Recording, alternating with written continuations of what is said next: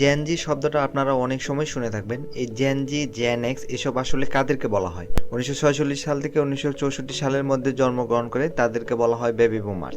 এরপরে আসে generation x. 1965 থেকে 1980-র ভিতরে যারা জন্মেছেন তারাও বুমার্সদের মতোই একই রকম অর্থনৈতিক, প্রযুক্তিগত ও রাজনৈতিক পরিস্থিতিতে বেড়ে উঠেছে।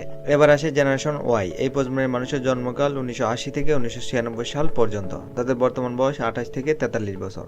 এই প্রজন্ম 90-এর দশকে তাদের শৈশব কৈশোর পার করছে, সেজন্য এদেরকে 99 কিডসও বলে। বর্তমানে সবচেয়ে আলোচিত প্রজন্ম জেনারেশন জেড বা জেনজি। জন্মকাল 1997 থেকে 2012 সাল পর্যন্ত। তাদের মা বাবারা মূলত জেনারেশন এক্স ও ওয়াই এর সদস্য। জেনারেশন আলফা মানুষের জন্য 2012 থেকে 2024-এর মধ্যে। তাদের বর্তমান বয়স 0 থেকে 12 বছর।